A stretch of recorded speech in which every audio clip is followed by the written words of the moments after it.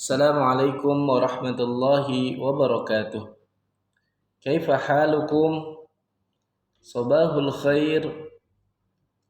Alhamdulillah, anak-anak saleh dan salehah sekalian, di pagi hari ini kita bersyukur kepada Allah Subhanahu wa taala karena Allah Subhanahu wa taala masih memberikan kenikmatannya kepada kita semuanya. Dan insyaallah di pagi hari ini kita akan sama-sama belajar di buku pelajaran pendidikan agama Islam, dan insyaallah kita akan memasuki pelajaran yang pertama, yaitu kiamat sughra. Kiamat sughra adalah kiamat yang terjadi ketika manusia masih berada di dunia. Kiamat sughra disebut juga kiamat kecil. Dan salah satu bentuk kiamat sughra adalah kematian. Poin yang pertama, kematian. Sebelum manusia memasuki alam kubur atau alam barzakh, maka ia akan mengalami kematian.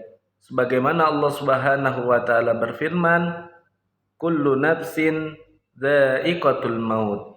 Setiap yang bernyawa pasti akan merasakan kematian. Kematian adalah proses terpisahnya roh dari jasad, sebagaimana disebutkan dalam surat Al-Fajr ayat 27-28.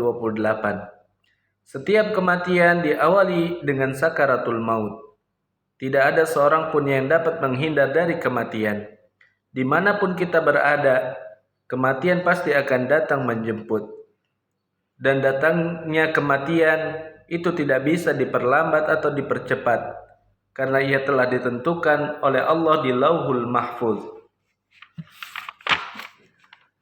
Poin yang kedua, yaitu sakaratul maut. Sebelum roh terpisah dari jasadnya, manusia akan mengalami sakaratul maut. Sakaratul maut ialah saat-saat terakhir roh berada di dalam jasad manusia. Hamba yang beriman kepada Allah akan melewati sakaratul maut dengan mudah. Sebagaimana yang diterangkan dalam sebuah hadis, pada sakaratul maut orang mukmin akan didatangi oleh malaikat maut dengan wajah yang tampan dan ramah untuk mencabut nyawanya.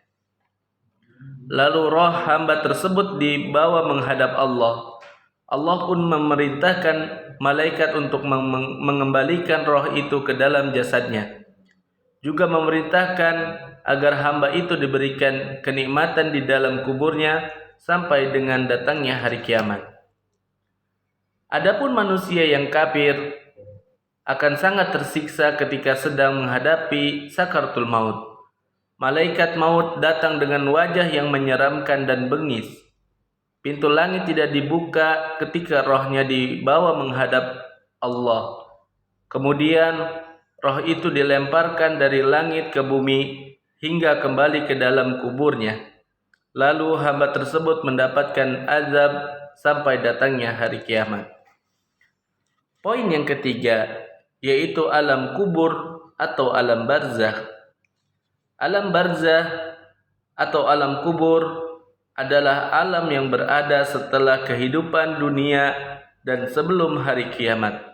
Sebagaimana Allah Subhanahu wa taala berfirman, "Wa min waraihim barzakhun ila yaumi yub'atsun." Dan di belakang mereka ada barzakh atau kubur yang menanti mereka sampai datangnya hari kebangkitan.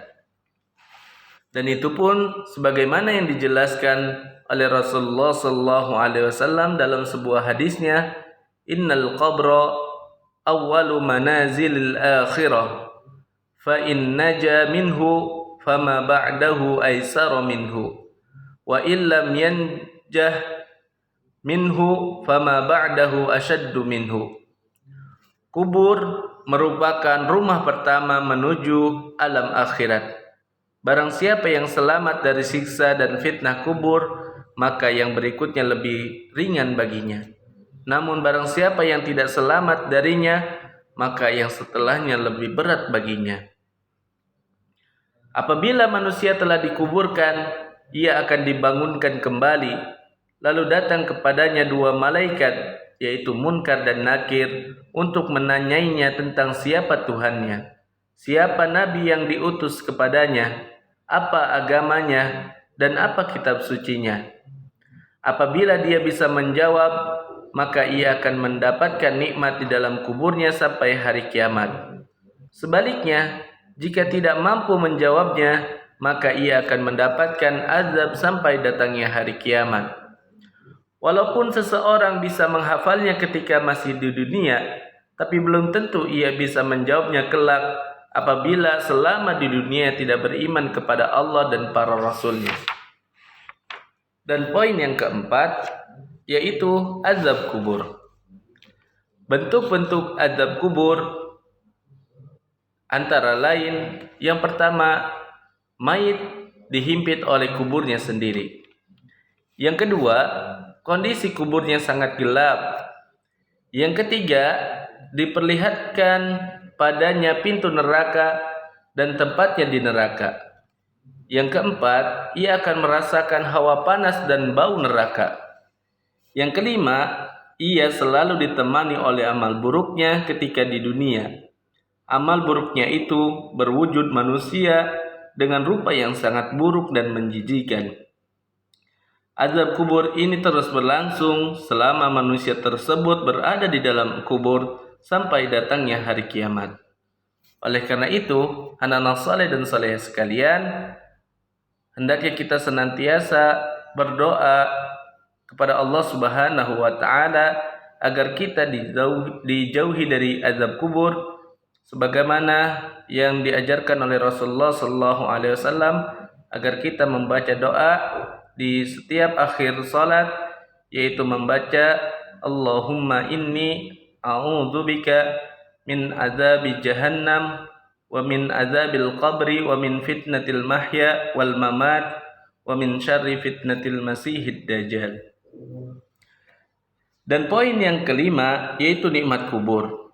Bagi hamba yang dapat menjawab pertanyaan malaikat di dalam kubur, maka kuburnya akan terang dan diluaskan sejauh mata memandang. Dia akan melihat pintu surga dan tempatnya kelak di dalamnya.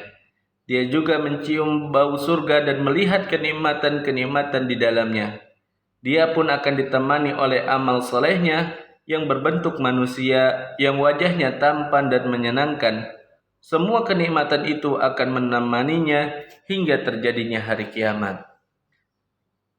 Maka dari itu, anak-anak soleh dan solehah sekalian, hendaknya kita senantiasa berusaha untuk mengerjakan amal-amal kebaikan, sehingga ketika kita di dalam kubur akan ditemani amal-amal soleh kita semuanya. Itu saja penjelasan materi di hari ini. Semoga Allah Subhanahu wa taala senantiasa memberikan pemahaman kepada kita semuanya. Subhanaka Allahumma wa bihamdika asyhadu an la ilaha illa anta astaghfiruka wa atubu ilaik. Assalamualaikum warahmatullahi wabarakatuh.